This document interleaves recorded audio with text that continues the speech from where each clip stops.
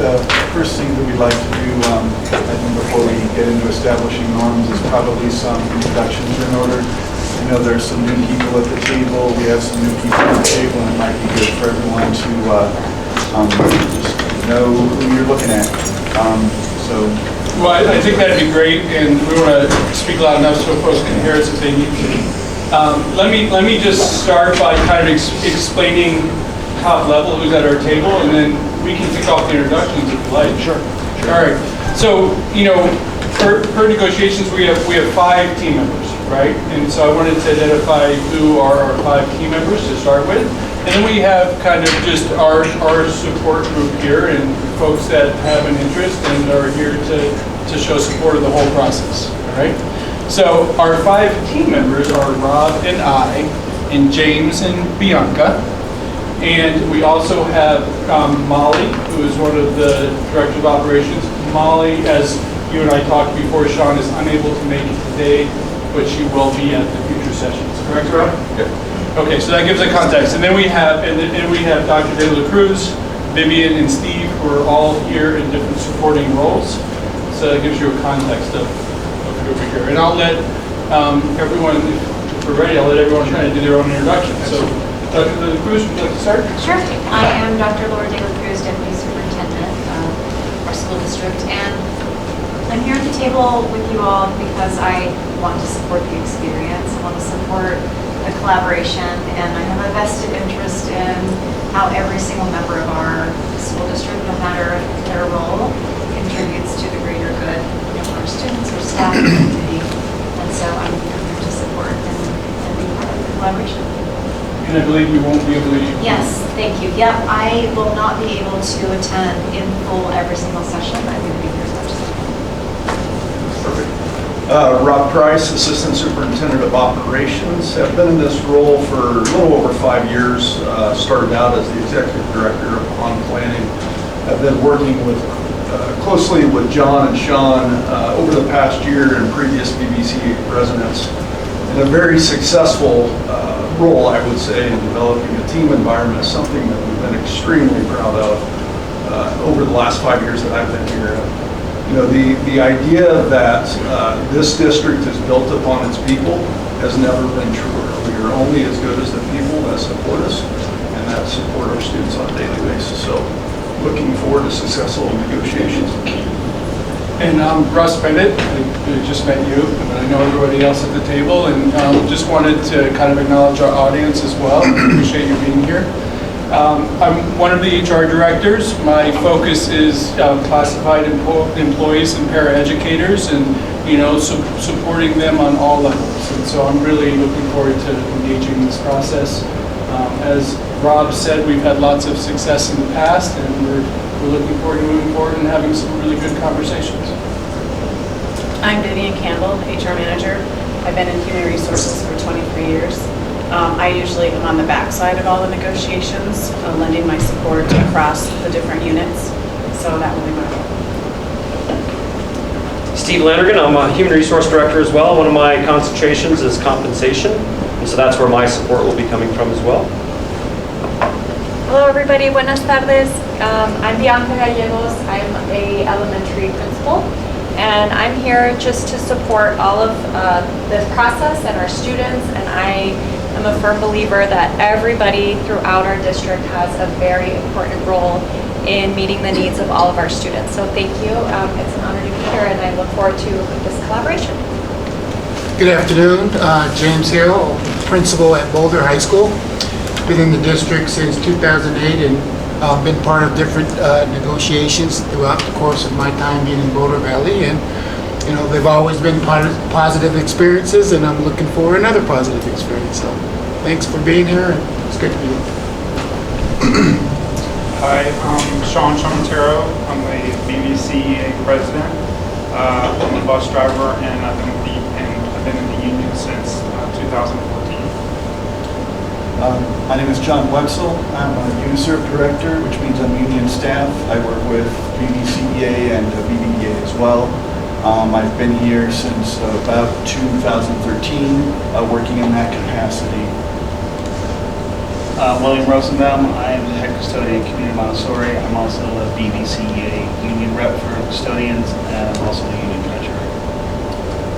I'm Beth Stevens. I am the BVCEA vice president and also a bus driver for the last 7 years. I am also a parent, a BVSD parent, 1 graduate and 2 still in the system.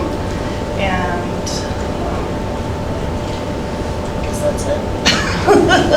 And I'm April Servold. I am a culinary center production assistant. I've been with the district 6.5 years.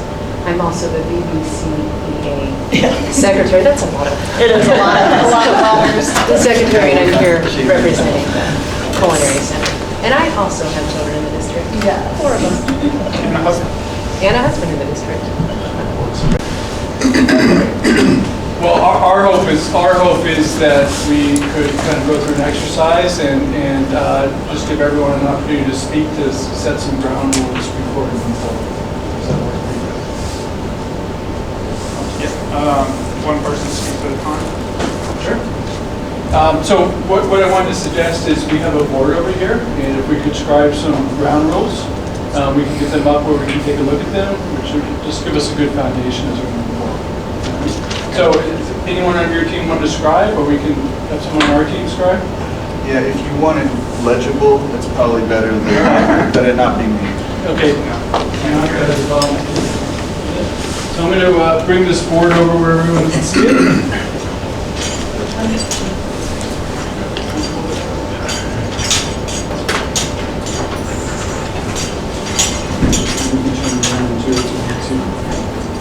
Good.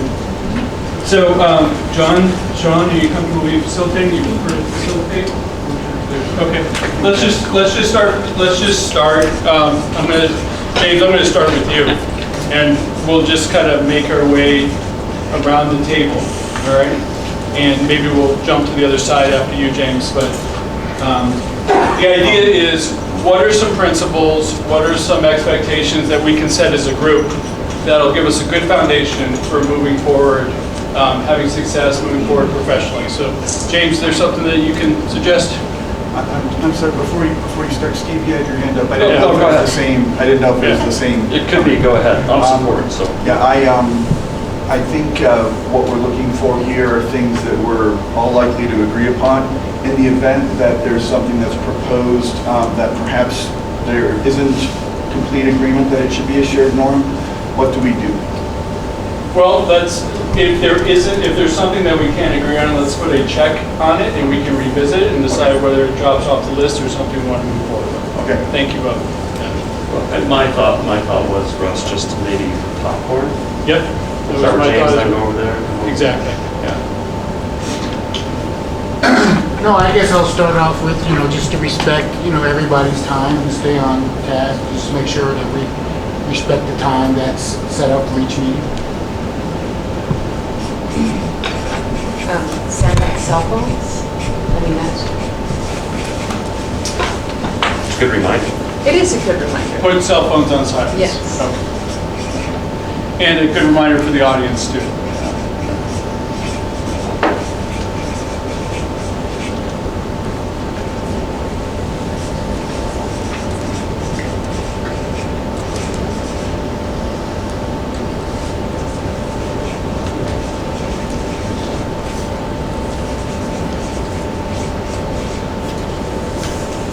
I'm not. Okay, I'm so not sure I should okay, support. yeah. I wanted Very to good, thank you. So- share something as support to this process, but So I'd like to propose that all proposals are exchanged in writing. I think that would be to keep things very clear and avoid confusion. So we can have discussion, but all proposals are exchanged in writing.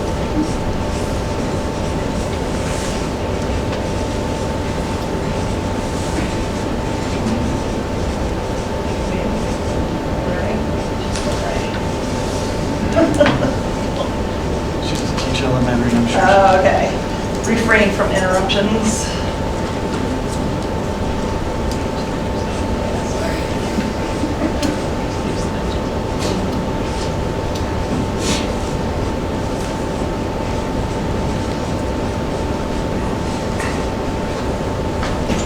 My turn.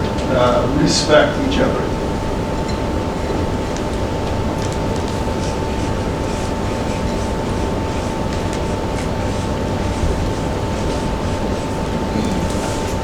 Mine kind of echoes off of that one. Challenge ideas, not people.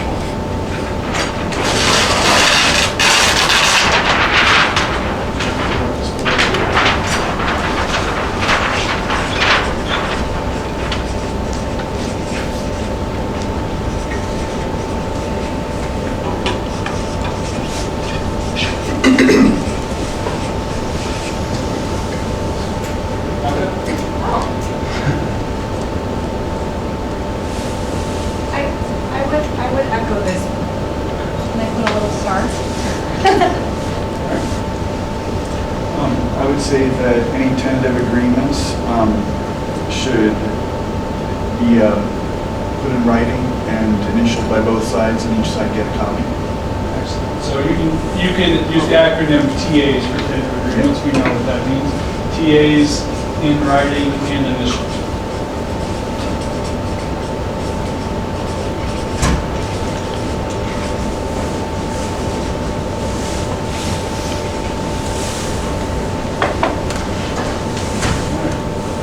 So, Shawn, go ahead. Be present.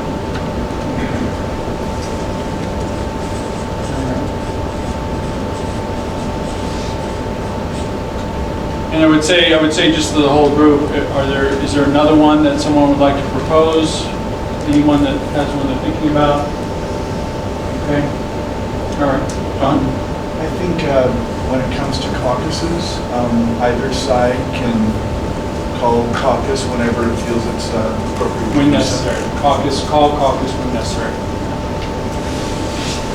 And I think your side knows this, Shawn, but we do have 2 caucus rooms available, one for BVSD, which is over here, and then dedicated to your team is across the hall. Caucus. The glacier room? Yes.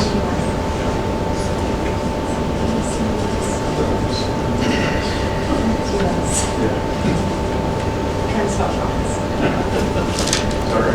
That's what that's.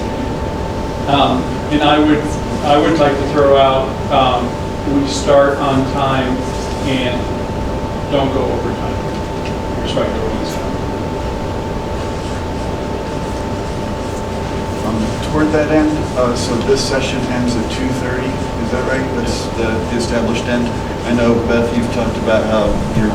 Why? Yeah, so like at 2:30, no matter what's going on, if we have Beth leaving the table, it's... Someone want to give us a 10-minute? Okay, all right, thanks, Because Lance. we have a clock there, we have our own timepieces, so I just thought it would be important to establish that it's just, got to drive that bus. Thank you, thank you. So let's just take a quick look at these. Is there any one of these is anyone concerned about or wants to discuss more, or is everyone comfortable with what we have? Okay, so we can establish these as our working ground rules? All right. Sounds good. Great. So, I would like to start negotiations by reading our petition for fair and competitive wages. We have over 320 signatures in Allen County. As classified employees of the Boulder Valley School District, we know that retaining experienced workers is incredibly valuable for our students. It is important for the administration to realize that classified workers are integral in keeping the district running. Bus drivers make it possible for students to get to and from school. Custodians and maintenance workers ensure that school facilities are functional and operational. Food service workers ensure that meals are available to students, and our essential security team keeps students, staff, facilities, and administrators safe at all times. The Boulder Valley Classified Employees Association goal is for our district to increase compensation for our employees in order to be in the top 3 school districts in the Denver metro area by 2022-23. Right now, Boulder Valley schools are not in line with surrounding districts in terms of retention, new hires, and services. If we want to attract and retain the best employees, we need meaningful raises now. Our employees are tired of working multiple jobs, living paycheck to paycheck, and watching their colleagues leave for better paying jobs. We need to not just tell our employees how much we value them, but show them they are valued by providing them with fair and competitive salaries. We call upon the Boulder Valley School District to recognize the need for fair and competitive pay for all classified employees at all levels of the salary schedule and invest in attracting and retaining the workers that support our students every day. Now, each one of my team members would like to make a quick presentation. April. Okay. Hello, and thank you for taking the time to consider our concerns. My name is April Servold, and I am a Culinary Center Production Assistant. I am here on behalf of my fellow coworkers. BVSD prides itself on providing healthy meals. Given the emphasis that BVSD places on the meal programs, we, the service workers, feel that we are not being fairly compensated for the work it takes to provide these meals. Last year, during negotiations, none of the positions in the Culinary Center were reviewed. All of their food service positions that were reviewed received pay range increases. Our teams at the schools, the leads and assistants, do a good job, but we were left out. We are the ones prepping and cooking all the food that gets sent out to the sites, yet there was no movement on the pay range scale for us. At the Culinary Center, we are producing 12,000 meals a day. This number of meals requires an immense amount of work by everyone involved, from cooks to assistants, warewashers, custodians, drivers, the leads at the sites, and the assistants at the sites. This work does not seem to be recognized in the pay scale. Our assistants and cooks work side by side on these projects. Prior to moving to one central location, we were spread out among 3 kitchens. Now we are at one site with fewer employees. The cooks are 7 ranges above the assistants, yet we work side by side on all projects. The assistants should be closer in range to the cooks. During the pandemic, our doors did not shut. We made sure our families were receiving healthy meals, yet somehow we did not move up like other coworkers in the food service department. Staff members are frustrated and our workload is huge. Everyone at the Culinary Center has had a huge increase in responsibility. We have a hard time hiring people due to the pay in harsh environments in which we work. We are working in cold temperatures ranging from 37 to 45 degrees. Our jobs are physically and mentally demanding. When we were in separate kitchens, the workload was spread out, so each site was doing a third of the production. Each site also had 2 employees handling the pack out of food to be distributed to the schools, resulting in 6 total employees. Now it's 2 employees responsible for 100% of the pack out. Something has to change regarding our pay. We are a valuable asset to the food service department, BVSD as a whole, our students and the families we serve.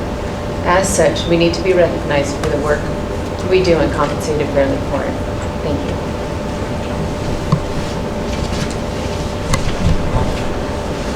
Hello, BVSD negotiations team. My name is William Rosenbaum, and I'm the head custodian for Community Montessori. I've worked for the district for 6 years now. The last few years have been very challenging for everyone. Employees have been asked to do more, work harder, and change routines with little notice.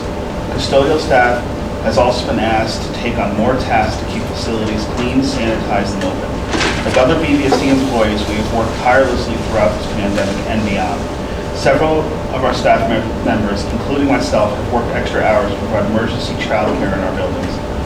We have worked in multiple areas in our buildings because of staff shortages beyond those that we had already been encountered. The district relies on custodians to keep the buildings safe and clean for staff, students, and visitors. It is only fair that this amount of responsibility be reflected in our pay. Without custodial staff, our buildings would fall into disrepair quickly, bringing student services to a halt. We, like other employees, have stepped up and done what we had to do to get us all through this pandemic and beyond. I hope that this hard work is recognized by the district. Most UNC employees cannot afford to live in Boulder County. Most of us drive great distances to get here. Our pay has not increased with the rising costs of housing, goods, services, gas, etc. UNC employees deserve better from the district to which we have given so much. In this upcoming negotiations, please listen to what we have to say, hear our stories, and come together to assure fair wages for all UNC employees. Please show us that you value what we do for BVSD. Thank you for your time.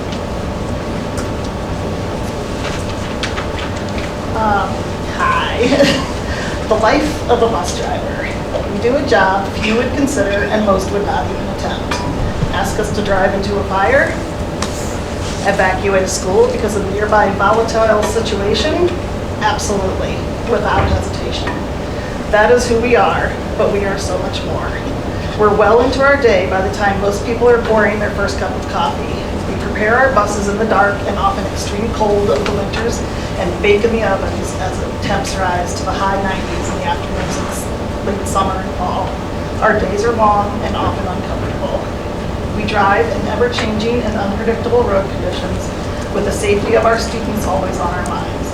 Our heads are on constant swivel as we watch out for hundreds of other drivers that don't seem to be aware of our big yellow bus, flashing red lights, stop signs, and most importantly, children crossing the streets. We are entrusted with the many lives in the seats behind us. If we make a mistake, it can prove deadly. The weight on our shoulders is immense. And yet we do so much more. We tie shoes, zip codes, fix backpacks, clean up after illnesses, help with homework, laugh at silly jokes, set expectations, and worry about sad faces or absent students. We care deeply, and our families and their families, our students and their families become our families. We pray with them, laugh with them, and hurt with them. Most people do not realize the bonds of trust that are formed on bus rides, nor do they realize how emotional, stressful, and rewarding this job can be. However, there is a downside to this job, a situation that could be easily remedied. I will use my own personal example. My name is Beth Stevens. I've been a bus driver for BVSD for 7 years. I've loved my job and want to continue doing it for years to come. Therein lies the problem. As a single mom of 3 children and skyrocketing expenses, I am overwhelmed. During the pandemic, I was lucky enough to receive several forms of assistance. However, that help is gone now. While I'm currently working close to full-time hours, this number is never guaranteed for a bus driver. And as summer approaches, I am faced with either getting a second job and being away from my children more, or leaving BVSD to find a more sustainable job. This dilemma weighs heavily on me. I do not want to leave the job I love or leave BVSD with yet another driving position to fill. I am hopeful that all of you here today will hear our stories and support us in our continued dedication to the students and families of BVSD. We are worth more. Thank you.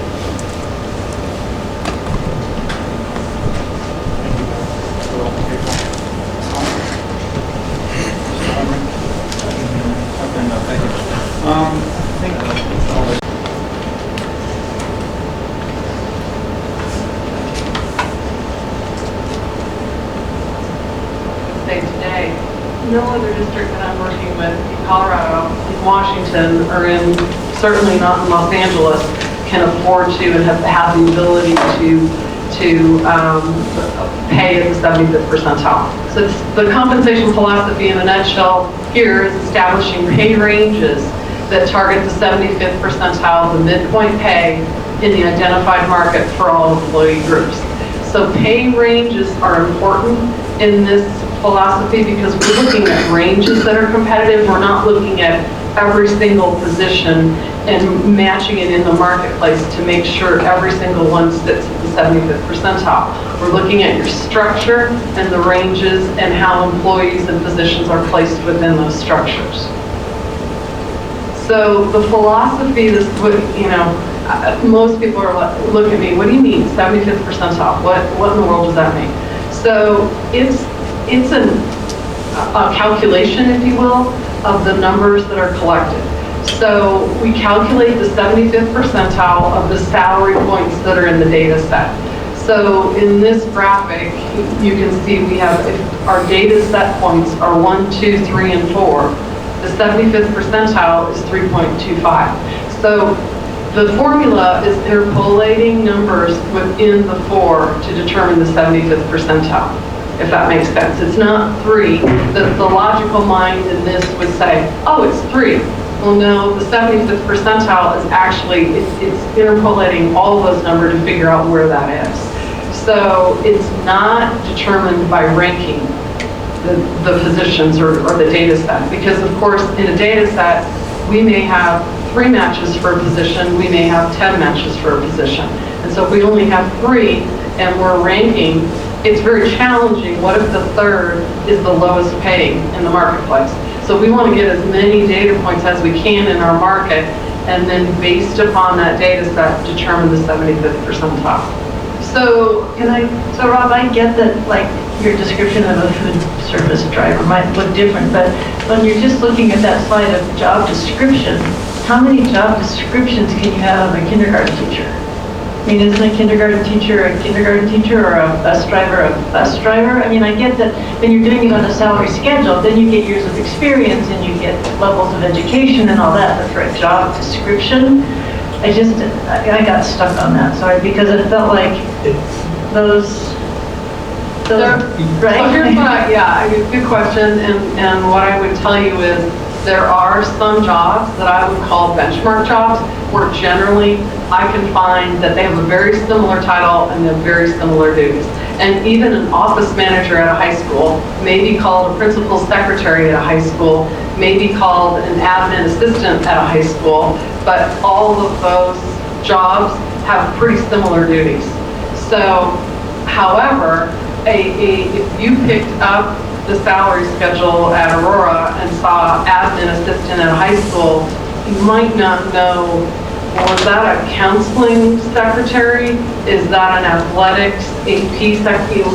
What exactly is that? So that's where the job description, when we read it, we go, oh, okay, this position is scheduling and, et cetera. So, but there are certainly jobs, and bus driver is a great one. Custodian is another. Principal, elementary principal, middle school, high school principals, those are all positions that pretty much they're what they are.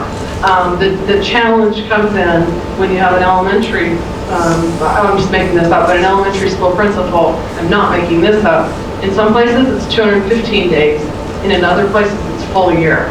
And that makes a difference in compensation, whether it's full year or 215. I get that. I was just talking about job description. Yeah. And so it just seems like for a vast majority of the people we employ, those job descriptions don't have that kind of variability because it's for teachers. But it's fine. It was just like I was trying to figure out how a kindergarten teacher would be different from a kindergarten teacher. Well, And we don't actually do it for teachers. No, teachers aren't. This compensation philosophy is not about teachers. This is only about classified and administrative prof techs, APTs. Okay, so not administrators, not teachers. No, administrators, prof techs. Oh, okay, not administrators. Okay, I missed the comma there. And if you recall, I think you were on the board, we did this study with administrators. No, I do remember that. Yeah. That's why I was confused. So the teacher's true, but like the administrators and prof tech, there's a big difference potentially in a budget analyst and what that job is here, as opposed to what it might be in another district. So, and the reason is, the budget analyst, for example, might have 3 people that they're supervising in one place, but they may not have any of that in another district. And so then that's a really different job. So I get that. So we started this whole thing, I thought, because of the teacher salaries, but then it morphed into... We started it because of the teacher's salary that flipped. Right. Right? And so it was a way to support the classified staff in doing something different with them at the 75th percentile. Which is, again, as we said, is unique compared to anybody else, because it's not just the average salary, it's above that. So. And we didn't apply this to the teacher salaries because we changed it that we applied this. Got it. So this slide is really just showing what that data looks like for all of the positions that are surveyed in the marketplace. So we've talked about the process, we've talked about using the job descriptions. We're looking at the midpoint pay for market analysis. The reason that we look at the midpoint is that should be reflective of an individual that's fully competent in the position, that's been in the position for more than a year, likely hasn't been in the position for 25 years. And that's kind of the whole theory behind salary ranges, is that you start someone early, at the minimum that has lesser experience, and they end at the maximum with a higher amount of experience. So the yellow arrow at the top there is kind of showing, and the blue numbers, those are the midpoints. So this is just a lot of numbers, but this is the data for the bus driver. And you can see that the districts are listed kind of in that top rectangle on the left. Of course, every district in your market has a bus driver position. That's the data. Within, you can see we've kind of gathered up some ways to compare the information, but that third rectangle down the page is basically looking at any private and public sector information. And so there is a match that's shown in that data as well. And then in the very bottom, and I don't expect you to be able to see that, but the bright green is where we're calculating that 75th percentile. So I think, if memory serves me, it's 2544 or 2744. But the point is that it's calculated based on all of those numbers in the data set for the midpoint pay. And that's then how we're comparing the district. So we do suggest and recommend to the district that it uses a plus and minus 5% tolerance, if you will, to compare and determine if the position is at the market. One thing that I'm going to say at this point in time, and this is really news to these folks, is that given what we've just wrapped up our study of salary schedules and analysis across different districts, because some of the districts in your market peer group changed their salary schedules in January. So it wasn't that, everyone doesn't do this all at the same time. And so based on mills passing and whatnot, there were some changes made to schedules in the last couple of months. And given that, the tolerance of 5% may need to be tightened up. That may, in the marketplace that we're living in right now, that may need to tighten up to say 3% if that's what we need to use as a marker. And those are the kinds of things that we have to tweak, in a market like this. So, questions, thoughts about that?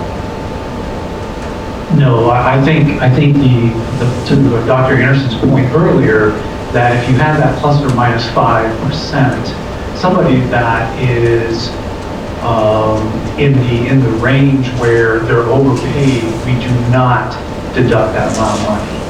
We keep them where they're at. So if they're over that 5%, we'll keep them there. So we don't drop anybody's position or anybody's pay. And then we'll adjust those that are under that 5% and that -5 to get them as close as we can to that 75%. And we're using that 5% based upon the 75th percentile number. And that all ties back to your salary structure and the midpoint spread from midpoint to midpoint within your structure. And that's where that number originated.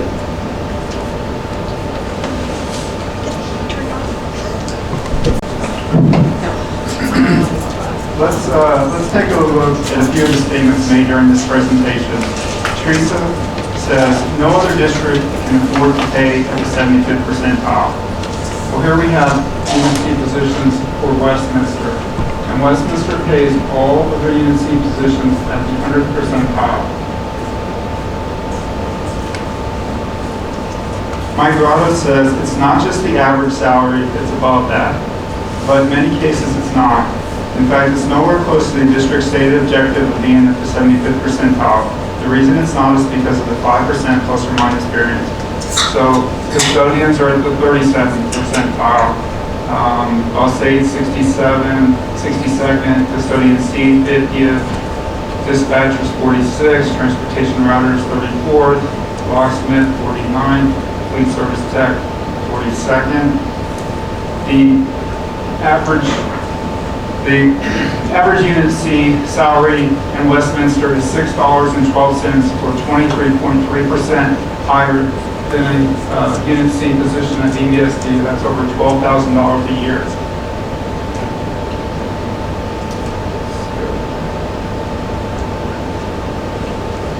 So let me explain this chart really quick. Down here on the x-axis, you have the Unit C positions, pay on the y-axis. The blue line represents BVSD midpoint salaries. The green line represents the 75th percentile. The blue and green straight lines are just, if you take those lines and you straighten them out, it gives you the average salaries. The gray line above and below the green line represents 5% plus or minus 75th percentile. So 5% plus 22 is 2310, and 5% minus 22 is 2090.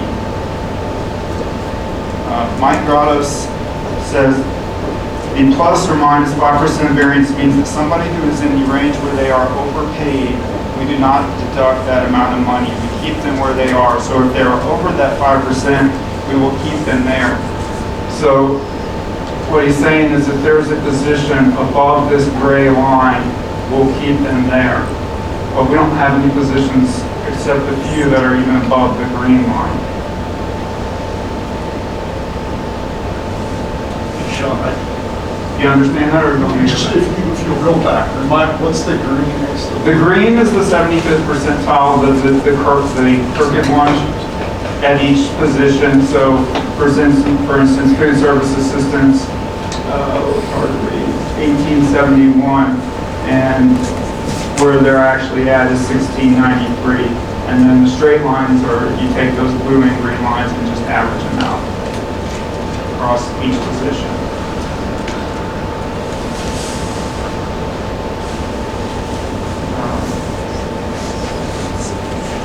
My grotto says, we will adjust those that are more than 5% below the 75th percentile to get them as close as we can to the 75th percentile.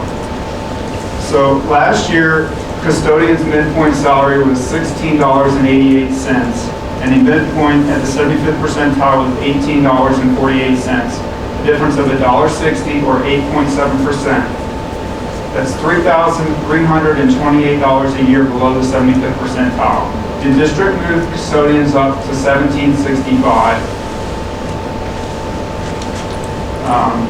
If they had moved the custodians to grade 5, the midpoint of 1842, they still would have been below the 75th percentile of 1848. This year, with their raise, they're at 1765. They got a COLA, so they're at 1818. The new 75th percentile is $19.47. So they're $1.29 or 6.6% below the 75th percentile. That's another $2,683 in lost wages this year below the 75th percentile. That's over $6,000 in 2 years for a position with a midpoint salary of $18.18.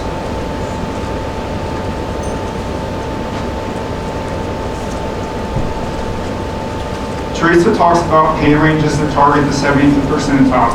She says pay ranges are important in this philosophy because we're looking at ranges that are competitive. We're not looking at every single position and matching it in the marketplace to make sure every position sits at the 75th percentile.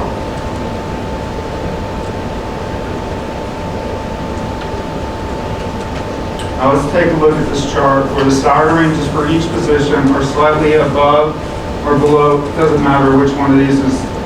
You could say the blue line is the 75th percentile and the red line is BVSD salaries or vice versa. So what you can see is the numbers are close. And when you average the salaries out, these two lines, you can't even tell that they're on top of each other because the salaries are, BVSD salaries in the 75th percentile are almost identical on average.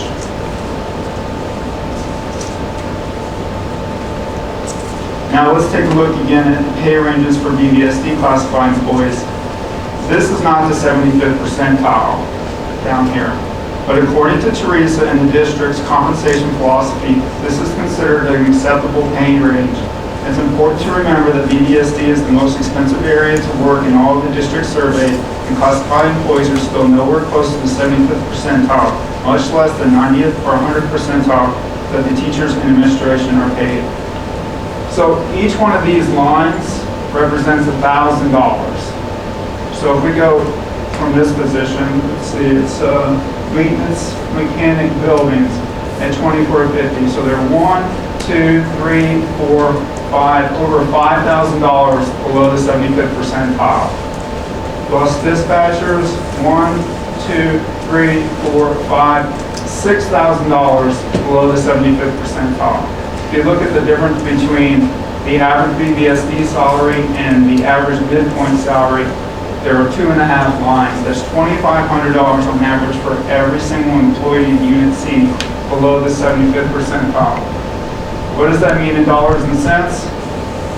Well, if you take the FTEs for each position in the district, and you take the difference between our current midpoint and the 75th percentile midpoint, and you annualize it, it comes to $1.342 million below the 75th percentile. Last year and the year before, over $900,000 each of the last 2 years. So over the last 3 years, $3.1 million below the 75th percentile.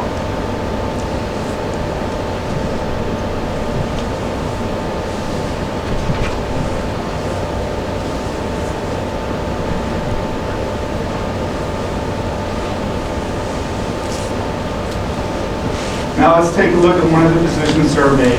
Head custodian group C.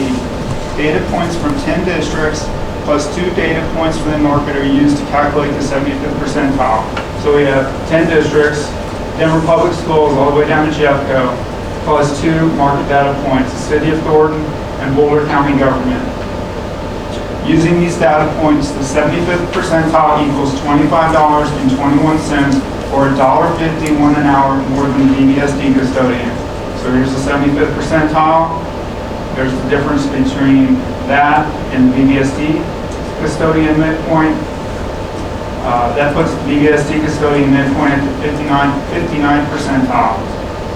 But let's take a look at what happens when we remove the 2 market data points from the calculation. Remember, we're already looking at data points from 10 districts where the cost of living is lower than that of Boulder.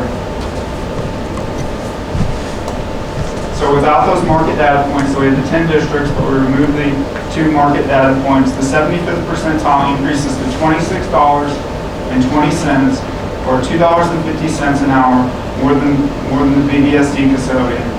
That's a difference of, that difference amounts to $2,000 less a year for the BVSD custodian. So that's really $5,000. So in this situation, we were $3,000, $1.50 times 2,000 hours. In this situation, we're $5,000 below the 75th percentile and $2,000 more without the market data points when we're just looking at districts. In every position, that market data points are used in addition to the district data points, the 75th percentile is reduced. So here are positions that include both district data points, midpoints, and market data midpoints. And the market midpoints are always lower, which reduces the 75th percentile. In fact, the same market data points were used for head custodians A, B, C, and D, E. So they use the same market data points, the same positions to evaluate 3 positions. And this is unfair, analyzing 3 positions with 3 different pay ranges using the same market data points. And in all cases, the 75th percentile is reduced by the market data points. Watching this presentation, the uninformed listener might think that all Unit C positions are doing great and that the district is being more than generous in compensating the Unit C employees. But when you realize that few positions are actually at the 75th percentile and that many or more are below the 50th percentile, it starts to look a lot different. Again, this is Boulder, where the cost of living is higher than any school district on the Front Range. Now let's look at how Unit C compares to other units in the district.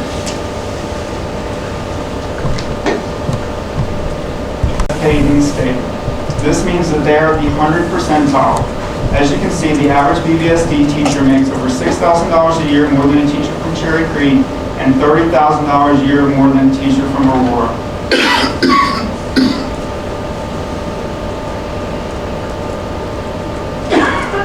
BVSD principals and assistant principals are also the best paid in the state. They make $30,000 a year more than the average Denver Public Schools principal and assistant principal.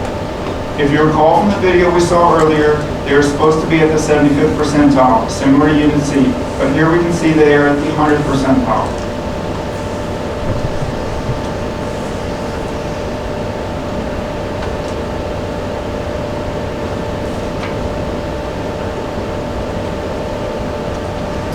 Now let's look at Unit E, our paraeducators, who, like us, tend to be forgotten when it comes to pay.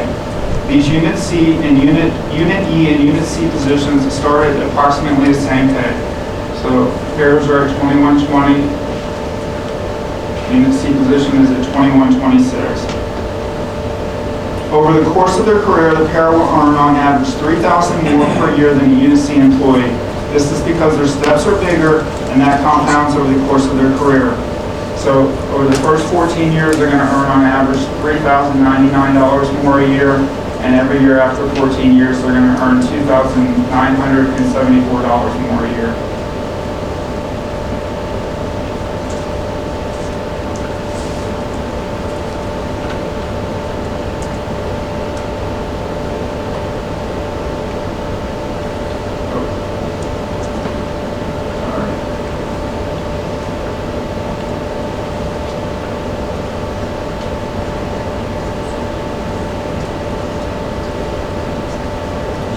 go back and take a look at how Unit C employees did from school year 2019 to 2020. We were in the middle of a pandemic and we were told that there was no money for raises. Employees that were step eligible would receive their step, but there was no money for COLA or grade repositioning. Basically, employees that were step eligible received a 2.5% raise, employees that were not did not receive a raise. At the same time, the top 100 administrators received on average a 12.6% or $15,000 plus a year raise. 12.6, 15,343. The top 183 administrators received on average a 13.7% or $14,489 a year raise. That's the difference between the $7.50 an hour raise for administrators and the 50 cents an hour raise for Unit C employees during the same time period.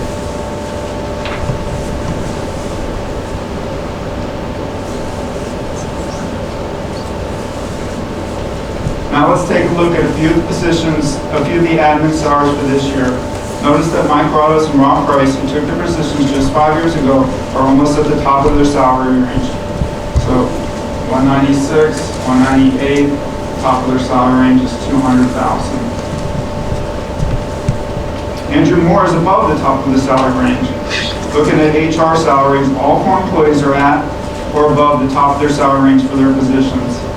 So Russ, Steve, and Jeannie are at or above the top of their salary range, and Randy Barber, our Chief Communication Officer, is at the top of the salary range. We have bus drivers who have been with the district for 20 to 30 years that are only at step 12 of 14. I don't think this is what BVSD means when they talk about equity. Let's hope that this is the year BVSD does what's right and corrects these inequities.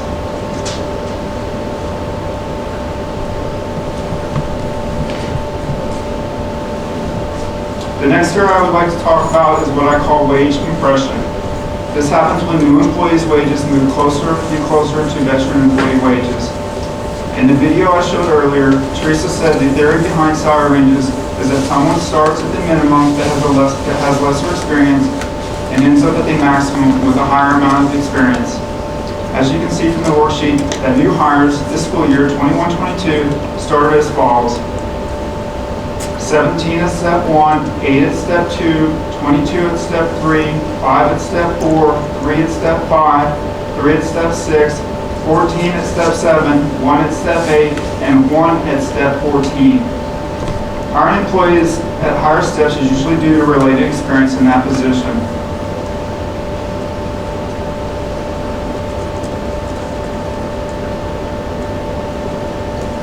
But if we look at the current year's hire for bus drivers, only one of those employees had a CDL, commercial driver's license.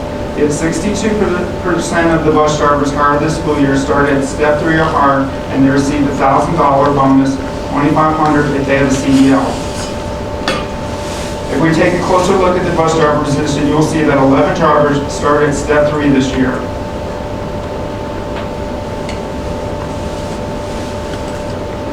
That puts them at the same pay as 2 drivers that started in school year 17-18, 4 drivers that started in 18-19, and 3 drivers that started in 19-20. What is the reward for staying with the district when a new hire comes at the same step as an experienced driver and gets a $1,000 bonus? A few years ago, we had 3 drivers start at step 8, currently at step 10. None of these drivers had CDLs, but they started at the same step as 17 drivers that started in 2013-14 or earlier. And even though there are 14 steps, there are 30 drivers that have been with the district for more than 13 years that are only at step 12. Well, let's take a look at a few of the other positions and how it's happening in different positions. So we have a fleet tech 2 that's been with the district since 10-11, and we have one hired just last year that's now at step 11. We have custodian that's started at step 14, a couple started at step 7, and many more above step 1. We have food and service drivers who have started steps 6, 7, and 8 ahead of or equal to drivers that have been with the district for a while. We have 3 FSAs, food service assistants, that started at step 3, and many more that started above step 1. We have 3 KSLs that started at step 7. We have 3 CSOs that started at step 7.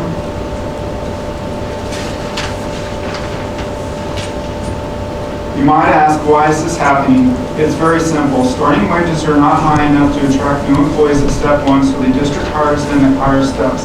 This way they avoid giving other employees the pay increases they deserve.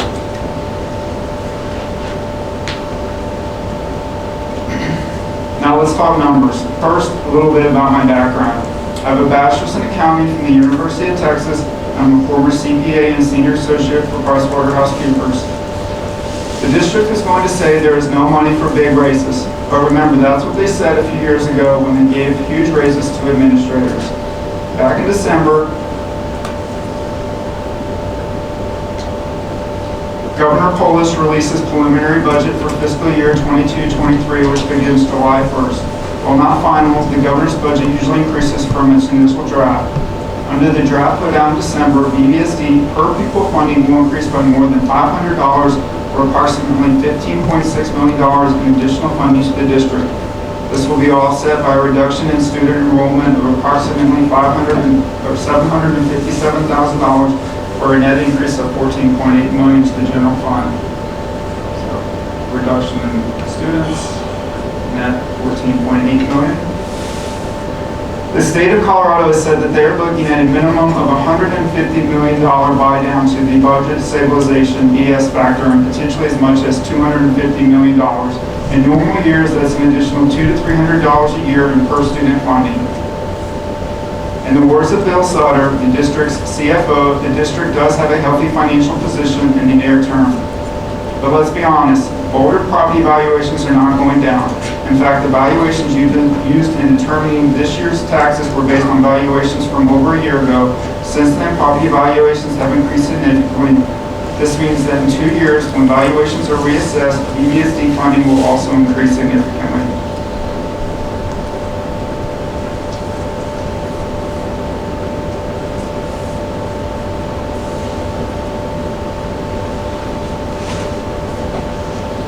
Another measure of the district's financial health is their reserve balance, specifically the unassigned fund balance. The unassigned fund balance represents the district's resources available for discretionary use. BVSD has the second largest unassigned fund balance in the state in terms of dollars and as a percentage of general fund expenditures.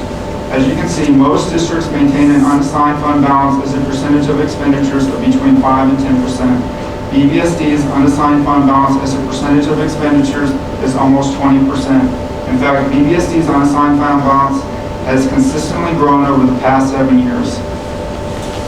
Now here are some excerpts from the 6-month ending 12/31 financial statements. The general operating fund personal expenditures were 45.3% of budget and increased $5.1 million or 3.8%. from the prior year due to a 3% cost of living adjustment, movement on negotiated salary schedules, and a 2% health insurance cost increase. Offsetting these increases is a severe shortage of substitutes, classified staff, and paraeducators. The revised budget again includes an unrestricted district reserve of $10.7 million. This reserve was built to the budget in prior years as a result of available funds to support future needs. There is no plan to access this reserve during fiscal year 21-22 budget cycle. Why not? The district has been cutting regular ed bus routes all year. We're short-staffed in every department in Unit C. Also, we're 40 FTE short Unit E, but we're sitting on more than $10 million in cash. What are we waiting for? A rainy day? The fact is, it's raining now. Support staff are leaving, and no one is replacing them. The bottom didn't fall out last year. The district has resources. It's time to pay our support staff the wages they deserve. And if you don't believe me, here's what the district said in a recent article, Stretched Thin. BVSD employees band together to keep schools open, buses on the road, and meals hot. If you've ever been in a school cafeteria at lunchtime, you know that the hot lunch line is fast and furious. There is no room for error when hungry students are lined up. We are working at a serious pace, said BVSD Director of Food Services, Stephen Menier. It is hard to explain how busy it gets when mealtime comes and there's a huge line of students waiting for you.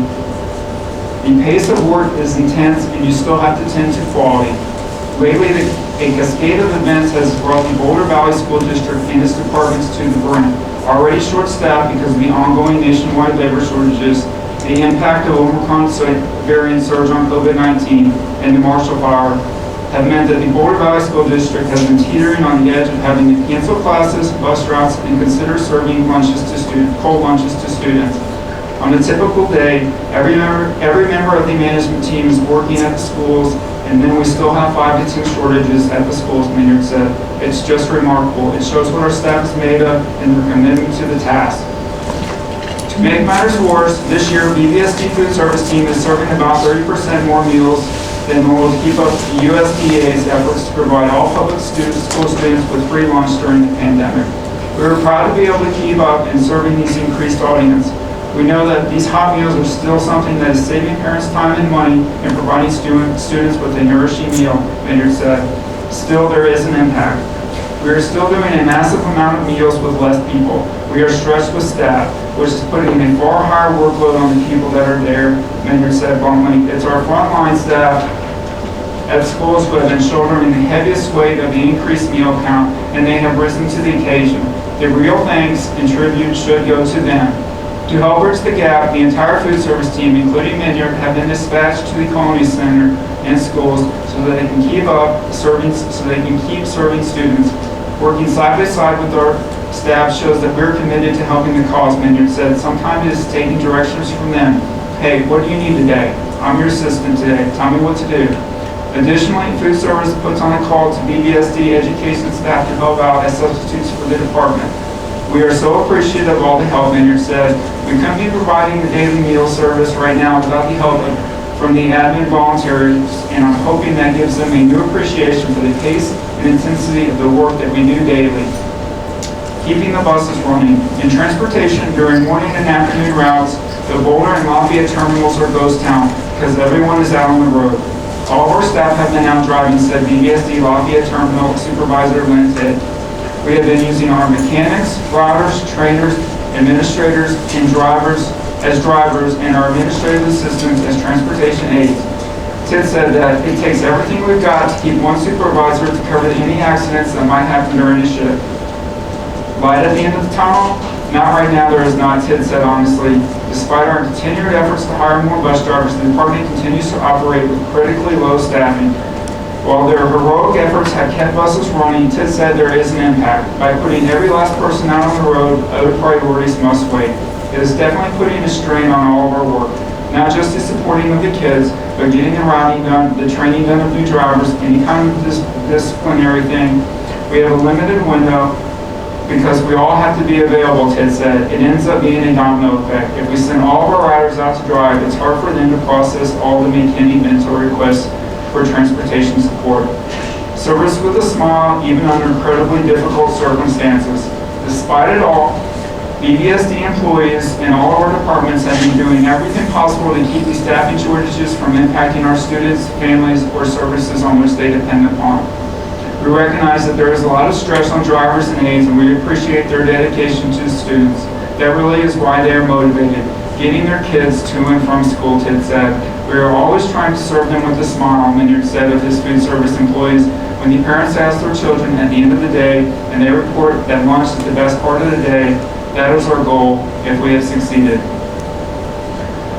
Now before I close, I would like to explain percentiles used in this presentation. For that, I'll use the custodian position.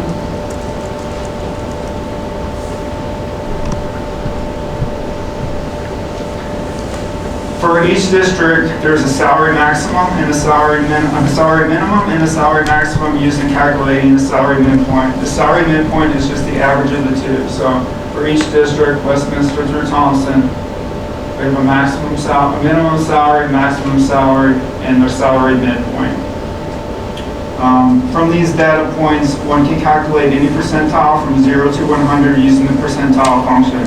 So the 75th percentile is just asking for these data points and down here at the 75th percentile, 30th percentile.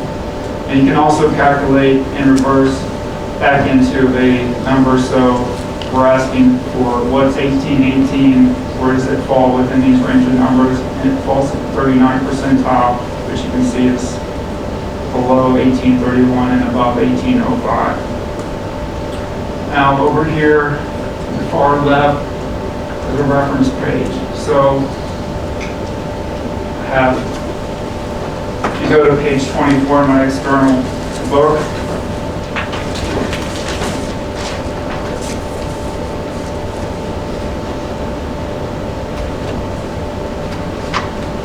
I have the Westminster Public Schools Educational Support Salary Ranges 21-22. Under custodians, the minimum salary is $19.14.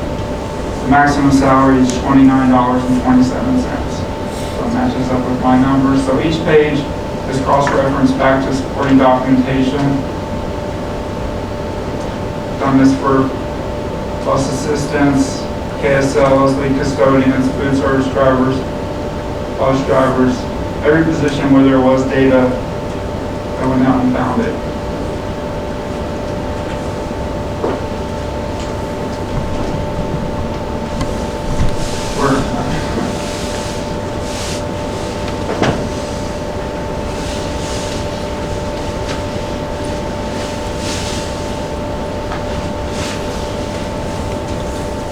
Now, I would like to show the differences between my calculations and Ohm's or Teresa's calculations. So after receiving the numbers from Teresa,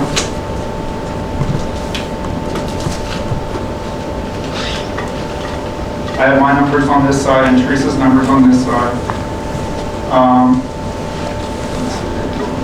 I compared my numbers to her numbers, and for the most part, our numbers were a match. In cases where they were not, I either fixed my numbers to match her numbers, or I put a comment next to my numbers, and we can go over those later, the differences. But for the most part, they were the same. The part of our calculations that we differ on is the use of private and public sector jobs. I did not use these jobs in my calculation because I followed our contract rules, while Teresa did use private sector jobs in some of her calculations. In all cases where private sector jobs were used, the 75th percentile was reduced. The part of our contract that refers to this calculation reads as follows. The parties agreed to conduct an annual salary market review at 75% of the market data midpoints of all Unit C job descriptions. The market review at the 75th percent of the market data midpoints will compare the job descriptions, including the duties and qualifications for the positions in the current salary ranges, including longevity and any eligible stipends. The districts to be included in the market review will include Adams 12 5-star, Aurora Public Schools, Cherry Creek School District Number 5, Denver Public Schools, Jefferson County Public Schools, Littleton Public Schools, Poudre School District, St. Vrain Valley School District, Westminster Public Schools, AMA 50, and Thompson School District. The market review will be conducted in the spring prior to contract ratification and approval of the superintendent's final budget. The results of the market review will be reviewed by the parties, and recommendations will be developed for future negotiations. Nowhere does it mention the use of private and public sector jobs. The school districts used in the analysis are specifically identified. Using private and public sector job salaries in the calculation serves to reduce the 75th percentile and thus unfairly underpay Unit C workers. We ask the district to stop using these numbers and pay us based on how we compare to districts outlined in our contract. In summary, we are all aware that BVSD has the financial resources to fairly and reasonably compensate all employees for the work they provide for the district. It is understandable that the lay public thinks about teachers and administrators first when they consider what comprises the school district. However, we all know that any school district is comprised of many more people that tend to be behind the scenes. Yet these unseen, unrecognized, and unsung players make up the scaffolding on which any school district is built. It's time to compensate these essential workers for the responsibilities they carry on a daily basis to keep the entire district running. Thank you. I have it written out. You said you wanted it written earlier. Yeah, I mean,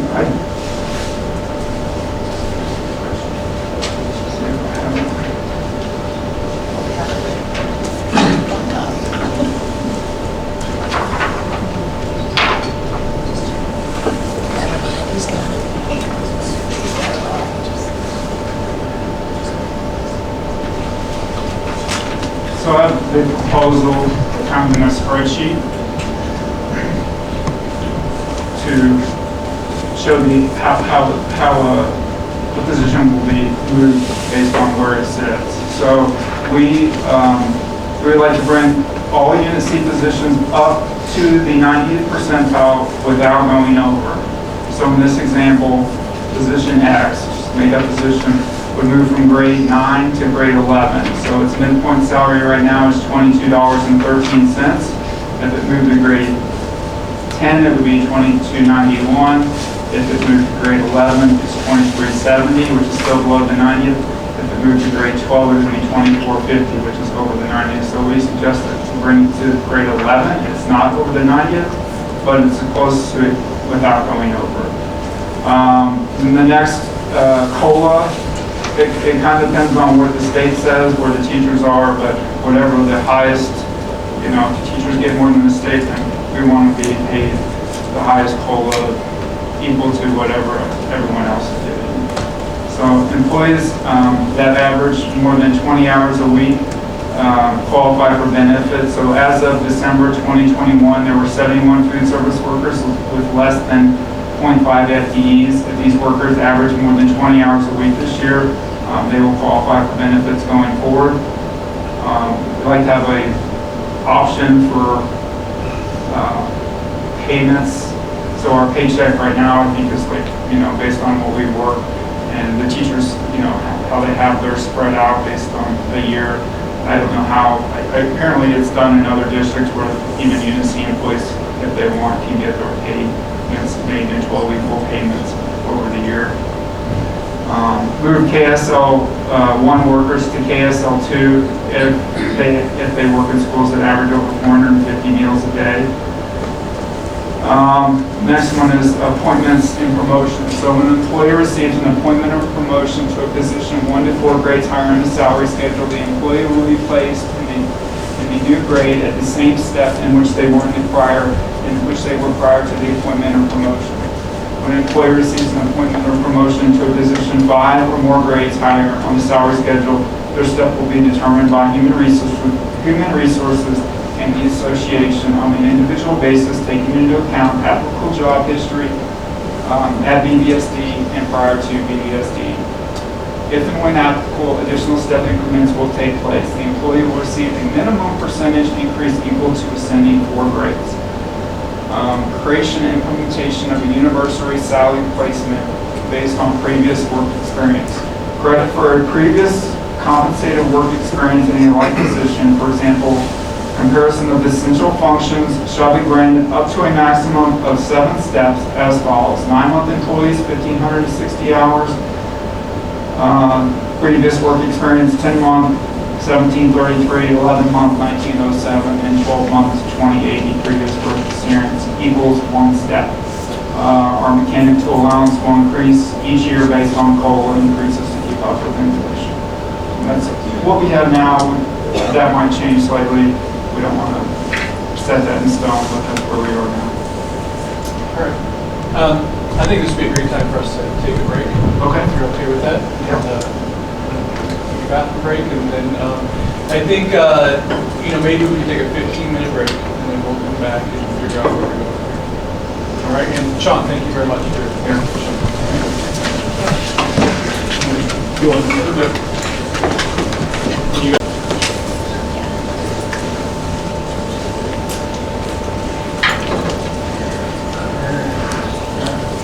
We're ready when you are. Are you ready? We have everyone back? Yep. Are you ready? Okay. So a few things. The first thing is we just want to thank you for just providing, you've obviously, we talked about this, done a lot of work in collecting data and kind of providing your side of things and the thorough presentation, and we appreciate it. We do need time to digest it. And I kind of told you that before so that we can have a thoughtful response.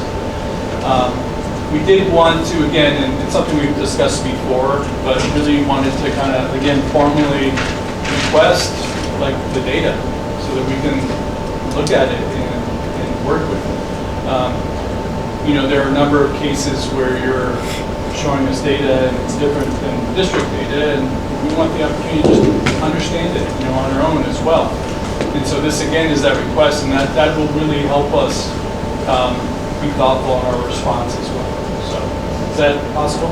Yeah, I think we're gonna need to probably sit down and discuss each and every position. Because, okay. I mean, I can certainly give it to you, but will you understand, where we have differences and how I came to my differences? And Did you have an Excel spreadsheet? We could look at the formulas? well, it's more like, for example, Westminster, Teresa has 1797 and 2842 as her minimum and maximum, and I just have wrong next to it, but the reason that's wrong is she pulled last year's numbers for those positions, and I can go back and show you, but you're not going to know by looking at the word wrong. Okay. So on the part of can we set up a meeting and talk about data, we absolutely can, and we would hope that Teresa would be available. She was available on Monday, but we have a fairly short timeline before next week. We may be able to set that up this week and sit down and just kind of talk numbers, right? But I can't speak for her without looking at the schedule, but we're definitely open to just sitting down and trying to have an understanding. And then the second part, it really would be helpful as we kind of look at the big picture, if we could, if you could share the calculations with us or share the spreadsheet with us. And if we have some questions about why is this number off, then we can discuss it at the meeting. That's the piece that would be helpful for us to be responsive. Okay. And then we also thank you for sharing with us your proposals. One of the just quick questions we had is, have you costed it out? Do you have a sense of what you believe the cost would be? Well, that will kind of depend on where we fall with determining what we call the 75th percentile or the 90th percentile, because that will depend on the numbers. Once we go through them, determining what's going to be the number. Okay. And if that number changes, then everything changes. Maybe, it doesn't change, but I'm guessing that there will probably be some negotiations as far as determining what those numbers are. Can you share a version of that in writing with us so that we have it as a guide of those proposals? Yes. Okay, that would be great. And you can email it to me and I'll share it with our team. Okay. So, given all that, we need some time to sit down and digest everything you've shared, and we want to be thoughtful about it. So, what we'd like to propose is that we end the session today, because I don't know that we have a lot to add until we've had an opportunity to do that. We are scheduled for next week, and then you and I can communicate on the side to coordinate data exchange and setting up meetings if that's okay with everyone. Okay, team, anything to add?